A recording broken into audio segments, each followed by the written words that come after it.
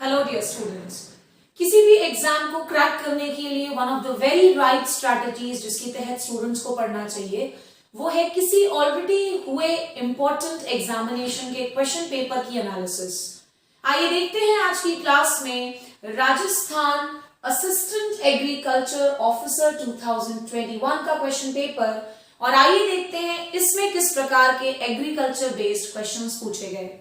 शुरुआत के कुछ क्वेश्चंस राजस्थान की जनरल नॉलेज पर बेस्ड हैं और इस पर्टिकुलर सेक्शन को मैं डील नहीं करते हुए डायरेक्टली आ जाऊंगी एग्रीकल्चर बेस्ड क्वेश्चंस पर, और शायद जितना मुझे ध्यान आ रहा है 32 या 33 नंबर के क्वेश्चन से एग्रीकल्चर के क्वेश्चंस की शुरुआत हो जाती है। हियर इट इज, पहला question, question number 32, which of the following is macaroni wheat? इनमें से कौन मैकरोनी वीट का साइंटिफिक नाम है?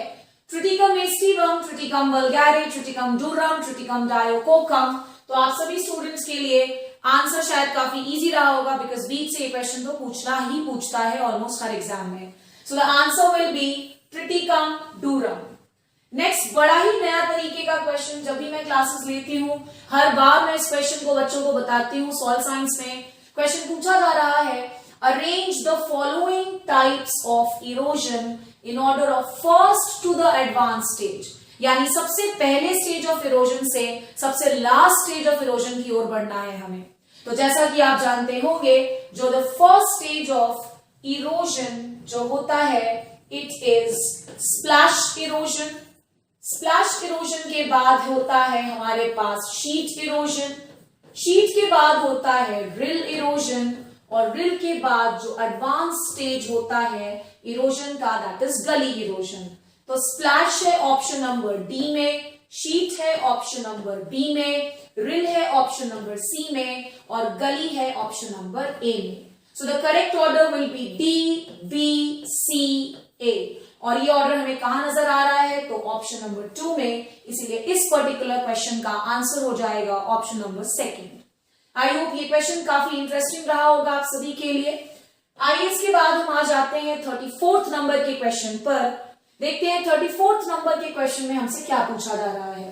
34th नंबर का क्वेश्चन जेआरएफ एग्रोनॉमी में भी कई बार पूछा गया और इस पर्टिकुलर पेपर में भी आपको नजर आ रहा होगा। मैं आपको प्रूफ करके बताऊंगी। आंसर की बताना तो काफी आसान है, बट मैं बताऊंगी कि आंसर ऐसा कैसे आता है। क्वेश्चन में पूछ रहा है 1 hectare centimetre of water is equivalent to how many liters of water? यानी जो 1 हेक्टेयर सेंटीमीटर है ये कितने लीटर्स के बराबर आता है? तो भाई आंसर की देख करके आंसर तो बता देना बहुत ही आसान है। आंसर डेफिनेटली ये होगा, but you should also know कि ये कैसे आया। तो आइए मैं आप सभी को समझा दूं कि ये 1 हेक्टेयर सेंटीमीटर बराबर 1 लाख लीटर आफ्टर ऑल कैसे आता है। एक्चुअली मैं स्पेस ढूंढ रही हूँ जहां मैं बना पाऊं इसे। चलिए थोड़ा सा और ऊपर आ जाते हैं और उसके बाद बनाते हैं। यही क्वेश्चन है 34th नंबर का। देखते हैं। देखिए 1 हेक्टेयर सेंटीमीटर, तो 1 हेक्टेयर बराबर 10,000 मीटर स्क्वायर होता है, ये आप सभी को पता है। और 1 सेंटीमीटर बराबर हो जाता है 1/100 मीटर के, ये भी आपको पता है। 0 2 कैंसिल हो जाएंगे तो ये बचेगा 100, और यहाँ का मीटर स्क्वायर और ये मीटर मल्टीप्लाई होकर के आ जाएगा मीटर क्यूब। तो हम 100 मीटर क्यूब तक तो पहुंच गए। हमें आंसर चाहिए लीटर में। तो जैसा कि आप सभी बच्चे जानते हैं कि 1 मीटर क्यूब जो होता है, बहुत इंपॉर्टेंट, ये होता है 1000 लीटर के बराबर, और हमने निकाला 100 मीटर क्यूब। तो 100 मीटर क्यूब कितना हो जाएगा बच्चों? 100 metre cube will be 100 into 1000 litre, यानी कि ये फाइनली आ गया 1 lakh litre. So the answer will be 1 lakh litres. काफी अच्छा क्वेश्चन, डायरेक्टली आंसर भी याद रख सकते हैं, और मैंने प्रोसेस भी आप सभी को समझा दिया। नेक्स्ट आ जाते हैं 35th नंबर के क्वेश्चन पर। क्वेश्चन में पूछा जा रहा है total water requirement of sugar cane crop is. तो इसमें डायरेक्टली आंसर याद रखा जा सकता है, and the answer will be 200 से 300 हेक्टेयर सेंटीमीटर। वाटर रिक्वायरमेंट की वैल्यूज वैसे भी ऑलमोस्ट हर एग्जाम में पूछे जाने वाला क्वेश्चन है, हालांकि यहाँ पर यूनिट अलग दिया है, तो ये एक नया टाइप का क्वेश्चन मिल गया हमें। नेक्स्ट आ जाते हैं 6th नंबर के क्वेश्चन पर बहुत ही इंपॉर्टेंट सवाल, ये मीटीरियोलॉजी वाले सेक्शन से पूछा गया क्वेश्चन है और जिन्होंने मेरी क्लासेस रेगुलरली अटेंड की हैं उन्हें पता होगा ये answer. A day receiving more than dash mm rainfall is called as crop rainy day. Crop rainy day किस दिन को कहा जाता है? जब बारिश की क्वांटिटी कितने mm से ज्यादा हो? तो ध्यान रखिएगा, the answer will be 5 mm, more than 5 mm। Next आ जाते हैं 37 नंबर के क्वेश्चन पर। In semi arid regions P upon PET, PET का मतलब है potential evapotranspiration ratio stands between. Semi arid regions में P बटे PET रेशियो का मान जनरली कितना आता है? तो ये ड्राईलैंड एग्रीकल्चर में दिए गए वैल्यूज हैं, फिक्स्ड वैल्यूज होती हैं एंड द आंसर इज 0.20 से 0.50। आई होप आप सभी को ये भी क्वेश्चन ध्यान में रहेगा। हो सकता है किसी ना किसी दूसरे एग्जाम में ये क्वेश्चन आपको रिपीटेड नजर आए। नेक्स्ट क्वेश्चन भी बहुत इंपॉर्टेंट सवालों में से एक सवाल है और इसे भी मैं आपको सॉल्व करके दिखाऊंगी कि इसका आंसर कैसे आएगा। क्वेश्चन आइए पढ़ लेते हैं। Calculate the commercial dose of herbicide for 2 hectare with the following information. Area कितने एरिया के लिए निकालना है बच्चों, ये ध्यान में रखिएगा क्योंकि अंत में गुणा करेंगे तो 2 हेक्टेयर एरिया। फॉर्मुलेशन कितना है भैया? तो फॉर्मुलेशन दिया है 20% WP। यहां WP का मतलब है वेटेबल पाउडर। मैं आपको बताऊंगी इसे कैसे यूज करना है। Wettable powder. Dose of spray कितना दिया है भैया? 4 ग्राम AI per hectare. AI active ingredient होता है।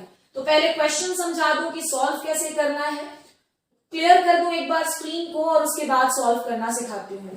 कमर्शियल डोज निकालना है, ध्यान रखिएगा, और कमर्शियल डोज निकालने का जो फॉर्मूला होता है बच्चों वो है dose of spray divided by available formulation. तो डोज ऑफ स्प्रे है 4 और अवेलेबल फॉर्मुलेशन है 20%, यानी 20 बटे 100 हो गया। तो ये 100 ऊपर जाने के बाद 4 गुणा 100 बटे 20 हो जाएगा। ये और ये शून्य कैंसिल हो गया, ये 4 बचे 20 आ गया, 4 5 20। पूछा कितने हेक्टेयर के लिए था? 2 हेक्टेयर। ये तो तुमने प्रति हेक्टेयर के लिए लाया है ना भाई, तो 20 इंटू 2 यानी कि आंसर क्या आ जाएगा? 40 ग्राम। अगर जल्दबाजी में मुझसे कोई गलती हुई हो तो माफ करेंगे भाई, बट मैंने पूरी कोशिश की है कि मैं ध्यान में रहकर ही क्वेश्चन को सॉल्व करवाऊं। बाकी अगर बाय द वे कोई मिस्टेक होगा तो डेफिनेटली मैं आपको सुधार जरूर दूंगी। Coming to the next question, आइए देख लेते हैं 39 नंबर का क्वेश्चन क्या है। इस पेपर में ढेर सारे नए क्वेश्चन मुझे नजर आ रहे हैं जो पहले किसी पेपर में जनरली नहीं देखने को मिला है। क्वेश्चन में पूछा जा रहा है, arrange the following crop in order of low to high protein content, यानी उस क्रॉप को सबसे पहले रखिएगा जिसमें सबसे कम प्रोटीन है। तो इतना तो क्लियर है भैया कि राइस में सबसे कम प्रोटीन होता है, इन सारे क्रॉप्स में तो नजर आ ही रहा है। सबसे कम प्रोटीन किसमें है भाई? तो हमारे राइस में है, यानी कि ऑप्शन नंबर सी। उसके बाद आ जाएगा व्हीट, यानी कि ऑप्शन नंबर ए। उसके बाद आ जाएगा ग्राउंडनट, यानी कि ऑप्शन नंबर बी। और सबसे ज्यादा प्रोटीन दिए गए फसलों में से किसमें है? तो सोयाबीन में, यानी ऑप्शन नंबर डी। तो ऑप्शन सही हो जाएगा CABD, यानी कि 4th नंबर का ऑप्शन। आई होप आप सभी को ये क्वेश्चन भी क्लियर हो गया होगा।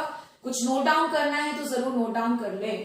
इसके बाद हम आ जाते हैं 40 नंबर के क्वेश्चन पर और आइए देखते हैं 40 नंबर के क्वेश्चन में हमसे क्या पूछा जा रहा है। क्वेश्चन में पूछ रहा है the optimum seed rate for cultivation of hybrid rice is about. तो आपको आंसर बता दूं, it is 15 kg per hectare. Next question, which of the following practices is adopted to prevent greening in potato. आलू में grinning को रोकने के लिए जनरली कौन सा स्पेशल प्रैक्टिस अपनाया जाता है? Closer spacing sowing, earthing up, normal sowing, early sowing. तो ध्यान रखिएगा, earthing up is the correct answer. 42 number के क्वेश्चन में पूछ रहा है शुगर बीट की फैमिली क्या है? चिनोपोडिएसी, पिडालिएसी, यूफोर्बिएसी, क्रूसीफेरी। पिडालिएसी बेसिकली फैमिली होती है सीसमम की और शुगर बीट की फैमिली होती है बच्चों चिनोपोडिएसी। तो ये भी एक इंपॉर्टेंट सवाल है। इसके बाद एक और क्वेश्चन आज की क्लास में मैं डिस्कस कर देती हूँ। सो इन टोटल 10 से 11 क्वेश्चंस आज की क्लास में मैं ले रही हूँ। इसके बाद के सेक्शंस फिर से अपलोड करूंगी।